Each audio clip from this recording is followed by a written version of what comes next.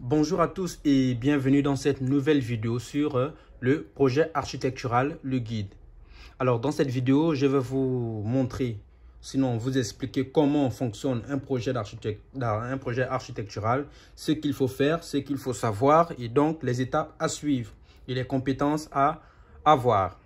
Alors dans ce projet architectural, j'ai ici regroupé trois grandes parties. Dans ces grandes parties, on a des sous-parties. Alors, on a ici les grandes parties qui sont le contexte, ici, les activités et les outils. Avant de rentrer dans le bref du sujet, je vais d'abord vous expliquer ce que c'est qu'un projet architectural. Alors, en peu de mots, je vais vous dire donc qu'un projet architectural, c'est tout simplement une planification de la conception d'un bâtiment ou encore d'un espace public. Alors, je tiens à vous dire d'abord que cette vidéo sera imagée, donc il y aura des images qui suivront, d'accord? Donc comme je disais, donc le projet architectural, c'est donc une planification de la conception d'un bâtiment ou encore d'un espace public qui comprend donc certains dessins, des maquettes, des calculs de coûts et même des études d'impact environnemental. Et donc le but spécifique d'un projet architectural, c'est de concevoir donc un bâtiment ou un espace public qui soit fonctionnel, esthétique bien sûr, durable et adapté à l'environnement environnant. Ça c'est clair. Et donc ici on a donc le contexte, les activités et les outils. Il faut donc savoir que le contexte, quand on parle de contexte ici, c'est réuni dans le contexte, on a donc le site, les individus et le programme. Il faut d'abord dans un projet architectural comprendre le contexte. Alors le contexte ici fait référence donc à l'environnement physique. D'accord? Quand on parle d'environnement physique, on voit donc le site. D'accord? Et donc l'environnement physique, social ou culturel. Quand on parle de social, on voit bien sûr les individus. Ça c'est clair. Culturel, on parle de la culture, de l'environnement, du site, voilà, de l'environnement. Et même historique, bien sûr, l'histoire de l'environnement, du site où on se trouve, d'accord? Dans lequel le site, comme je le disais donc, se trouve. Ou sur lequel le projet sera construit. Cela peut donc inclure les bâtiments ou encore les espaces publics environnants, c'est-à-dire sur le site, ça peut inclure des bâtiments ou encore les espaces publics qui sont autour du site qui va, n'est-ce pas, recevoir notre futur bâtiment ou espace public. Voilà, et donc les caractéristiques topographiques bien sûr aussi et climatiques du site où sera construit notre bâtiment. Bien sûr, l'historique du lieu aussi et même la communauté, les normes et les réglementations locales. Ça, c'est sûr, il faut connaître les réglementations locales du site, de l'endroit où sera implanté notre bâtiment. Tout ça, ça rentre dans le cadre du contexte et plus précisément le cadre du site. Donc, il faut connaître le site. Dans un projet architectural, le principal, sinon la première étape dans le contexte, c'est de déterminer notre site où sera implanté notre futur bâtiment. Alors, ici, on parle d'individus. Qu'est-ce que l'on comprend ici par individu dans notre contexte? Ici, dans notre contexte, l'individu, ici, c'est tout simplement, comment je vais dire ça? On parle ici, oui, d'individu pour justement comprendre comment ces derniers utilisent l'espace dans lequel ils se trouvent. Parce que les individus n'utilisent pas l'espace de la même façon que dans un hôtel, que dans un appartement, que dans un... Voilà, les individus n'utilisent pas n'utilisent pas l'espace pareillement. Voilà. Et donc, ces derniers utilisent donc l'espace dans lequel ils se trouvent, bien sûr. Il est donc important de comprendre les caractéristiques et les besoins des utilisateurs potentiels pour pouvoir donc concevoir un espace qui leur conviendra le mieux. Ça veut tout simplement dire que il faut comprendre le comportement des individus, la façon dont ces individus utilisent l'espace par rapport à l'espace que l'on veut concevoir. C'est assez simple, c'est assez clair comme ça. Donc, à titre d'exemple, par exemple, bien sûr, les besoins donc des personnes âgées ne sont pas les mêmes que pour les jeunes. Dans un bâtiment, ce dont les jeunes ont besoin, ce n'est pas ce dont les vieux ont besoin. Il en va de même pour les personnes à mobilité réduite qui ont des besoins aussi spécifiques à eux, qui doivent donc être pris en compte dans le processus de conception. Et ce qui permet donc à l'architecte de créer des espaces efficaces. Donc, il faut comprendre le comportement et l'utilisation de l'espace de l'individu par rapport à notre projet, bien sûr. Ça rentre dans le cadre toujours du contexte. En ce qui est donc du programme, ça, je pense que la plupart d'entre vous, vous le connaissez. Ici, on parle de programme, ce qui fait donc référence aux besoins et aux exigences fonctionnelles du bâtiment ou encore de l'espace public à concevoir. Il s'agit là donc d'une liste détaillée des différentes fonctions et activités donc que le client donne à l'architecte, soit écrit ou oral, ainsi que les techniques et les contraintes spécifiques du projet pour mieux l'appréhender. Ce programme est donc très important, vraiment c'est très important dans le processus de la conception car il guide efficacement l'architecte à identifier bien sûr les contraintes auxquelles il sera confronté. Ce programme lui permet aussi, n'est-ce pas, de comprendre les exigences et les attentes du client et des utilisateurs aussi bien sûr. Ainsi que le budget, ça c'est sûr. Il faut que ce programme-là permet aussi de comprendre et de connaître le budget du futur projet. Voilà.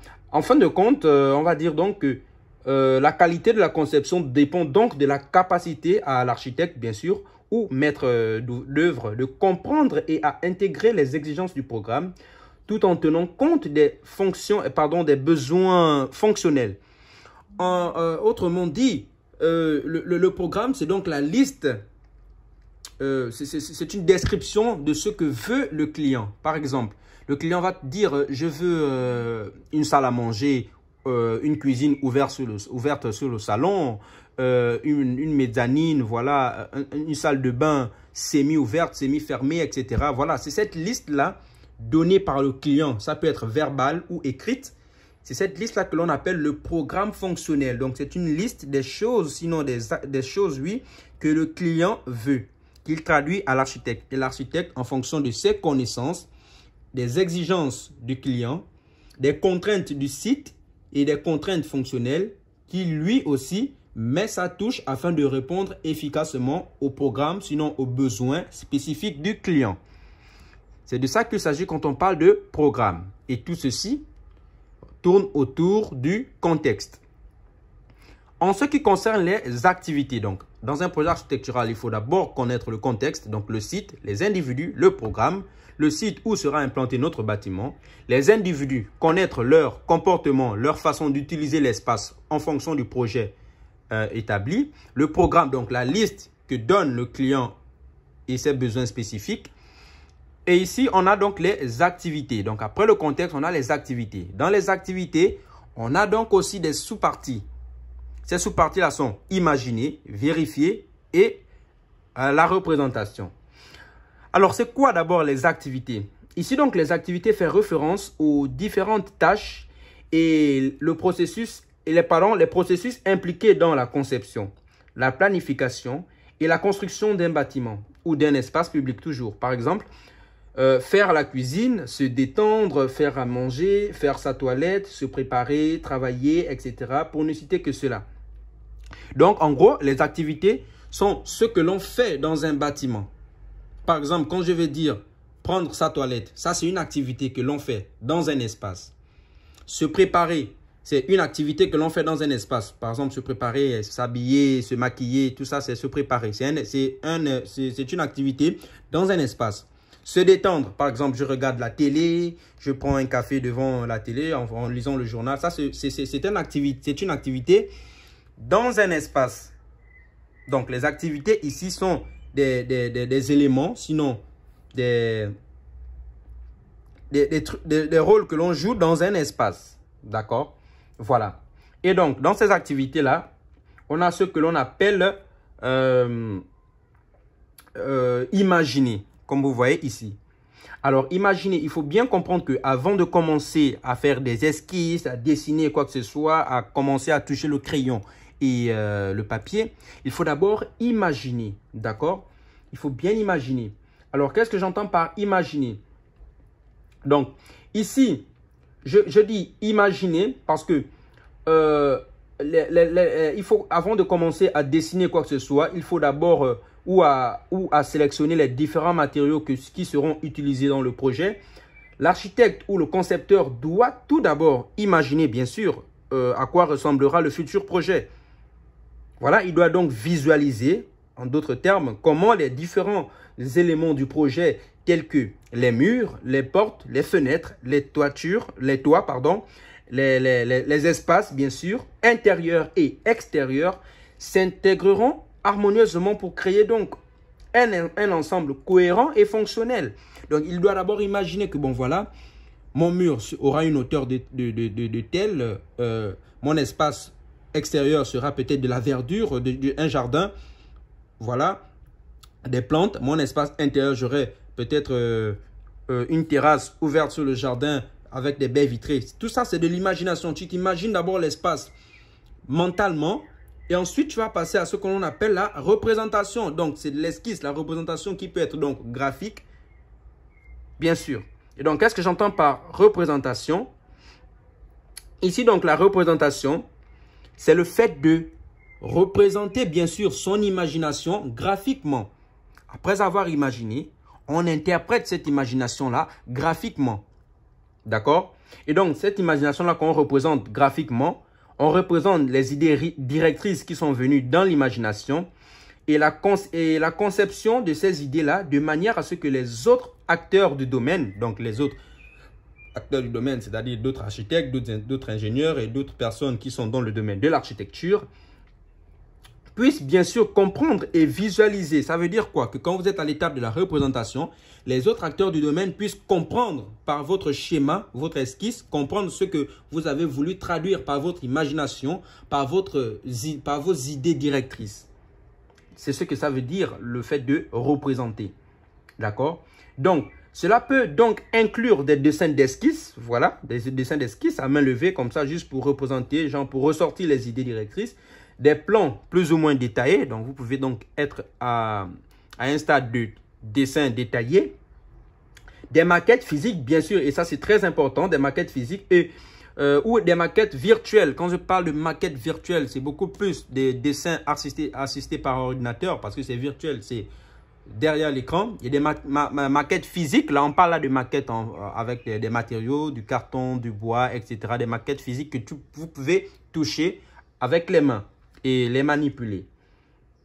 Et les rendus 3D aussi, c'est une méthode de représentation. Les rendus 3D que l'on fait dans les logiciels de conception d'architecture.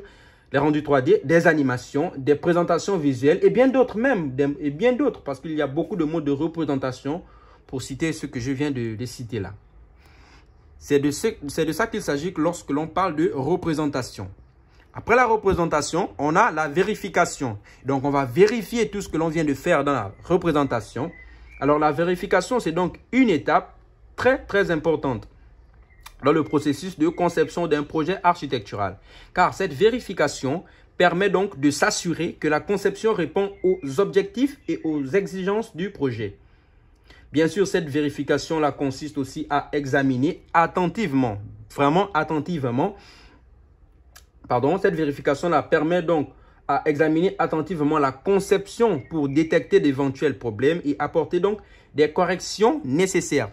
Par la représentation, la vérification nous sert bien sûr à détecter les problèmes que nous avons eu à engendrer dans la représentation. Cette vérification nous permet de revoir ce qui n'a pas marché pour pouvoir apporter des éléments de correction. C'est de ce qu'il s'agit quand on parle donc de activité. Voilà. Après les activités, on a bien sûr ce que l'on appelle les outils. Voilà. On a ce qu'on appelle les outils. Les outils ici, dans les outils, qui est aussi une partie, et les sous-parties sont le dessin, l'ordinateur, la maquette, ou les maquettes si vous voulez. Parce qu'on a deux types de maquettes, maquette virtuelle et maquette physique. Alors ici, les outils. Qu'est-ce que j'entends d'abord par outils? Vous le savez tous, les outils, c'est ici les moyens techniques ou technologiques qu'utilise l'architecte ou le concepteur pour, n'est-ce pas, concevoir, représenter, vérifier et réaliser des projets architecturaux, aussi simple que ça. C'est donc des outils qui peuvent varier en fonction du stade du développement du projet. Ça veut dire que si vous êtes encore en phase d'esquisse, là vous êtes encore au dessin à main levée avec du papier et du crayon. Si vous êtes en phase de dessin d'avant-projet détaillé, là vous pouvez être en phase de maquette ou d'ordinateur. si vous êtes maintenant en phase de projet, comment je vais dire ça, de plan d'exécution. Quand vous êtes au niveau du plan d'exécution, là vous êtes au niveau de l'ordinateur, bien sûr, pour avoir des plans finis avec du dessin assisté par ordinateur. Là, vous êtes dans le cadre de l'utilisation d'un ordinateur. Mais quand vous êtes encore sur la base de l'esquisse, là vous êtes sur la base de l'esquisse, là vous êtes encore dans le dessin ou la maquette. Donc une maquette d'esquisse ou encore la maquette rentre dans les deux cas. Quand vous êtes à l'étude au niveau de l'esquisse, vous pouvez faire une maquette d'esquisse. Quand vous êtes au niveau d'un niveau plus poussé, plus loin, c'est-à-dire vous êtes au niveau fini, vous pouvez faire une maquette de site, c'est-à-dire vous présentez tout un site en maquette. Voilà. Et donc, c'est comme je disais, les maquettes, donc, c'est en fonction du stade où vous vous trouvez que vous utilisez les différents types d'outils. Voilà. Et donc, aussi simple que ça, les maquettes permettent, quand je parle de dessin ici, là, on parle de dessin à main levée avec le crayon ou même avec des outils de dessin, la règle, la planche à dessin, etc. Voilà. Ici, la maquette, comme je l'ai dit, il y a deux types de maquettes. Les maquettes visuelles et les maquettes physiques. Les maquettes visuelles, ce sont des maquettes qui sont assistées par ordinateur, que l'on voit. Les maquettes physiques, c'est des maquettes que l'on peut manipuler avec les mains, que l'on fabrique avec des matériaux qu'on a à portée de main. Et donc, les maquettes permettent donc la visualisation. Qu'est-ce que j'entends donc par la visualisation? Les maquettes physiques, là, permettent de visualiser la conception du projet dans l'espace réel. Ce qui peut donc aider à mieux comprendre la relation entre les différents éléments du bâtiment ou de l'espace public et peut aussi aider forcément à prendre des décisions plus éclairées.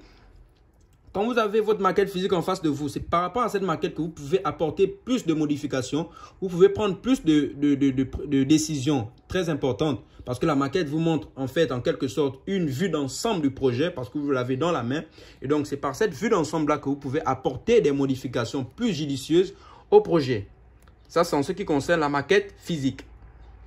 Ces maquettes sont aussi de bons outils de communication. Ça c'est clair, très efficaces pour présenter la conception et les parties prenantes telles que les clients, les ingénieurs et même les entrepreneurs. C'est-à-dire, les maquettes peuvent vous permettre de communiquer mieux avec les parties prenantes du domaine. Ça veut dire quoi? Que c'est vrai, la communication orale est très importante dans un projet architectural parce que ça vous permet de défendre votre projet. Mais l'outil qui permet de défendre encore mieux votre projet, je dirais que c'est les maquettes. Parce qu'avec la maquette, le client qui a du mal à comprendre ce que vous dites oralement peut mieux le comprendre et efficacement le comprendre par rapport à votre maquette. C'est-à-dire, il comprend mieux l'espace de votre maquette en visualisant très bien les différents coins et recoins de la maquette physique. Ça, c'est l'atout de la maquette. Alors, les maquettes permettent aussi d'évaluer la qualité de la conception du point de vue donc de l'esthétique. Donc, quand je parle d'esthétique, je parle de la beauté de l'espace du bâtiment, de la fonctionnalité et de la sécurité. Donc, la maquette, ça dépend de l'échelle à laquelle vous travaillez. Plus l'échelle est petite, plus le dessin il est grand. Et donc, plus la maquette elle est grande. Et donc, si la maquette elle est grande, bien sûr, les détails sont plus poussés et l'on peut visualiser mieux l'espace. Et donc, comprendre mieux comment est disposé, comment sont les relations, comment les différents espaces communiquent entre eux. Et voilà. Et donc, voilà la sécurité. En gros, je dirais que les maquettes sont un outil essentiel dans le processus de conception de projet architectural pour visualiser, communiquer, évaluer, expérimenter et assurer la précision de la correction, c'est-à-dire de la conception, pardon. C'est-à-dire quand vous allez concevoir, les maquettes vous permettent de mieux apporter des éléments de précision dans votre projet. Voilà. Ainsi s'achève cette vidéo sur le projet architectural. J'espère que cette vidéo vous a plu et que vous avez appris beaucoup de choses. N'hésitez pas, si vous avez des questions, à m'envoyer un mail sur mon adresse qui s'affiche à l'écran ou un message privé par WhatsApp sur mon numéro qui s'affiche également à l'écran. Voilà, n'hésitez pas, si vous avez des suggestions, n'hésitez pas dans les commentaires à vous exprimer. Et voilà, si vous avez aussi des conseils, vous les mettez en commentaire parce que nous sommes tous là pour apprendre. On apprend tous les jours. Et on se dit à la prochaine pour une nouvelle vidéo. N'hésitez pas à vous abonner. à activer la cloche de notification pour ne manquer aucune de mes prochaines vidéos car j'en publie au moins une par semaine. Allez, on se dit à la prochaine.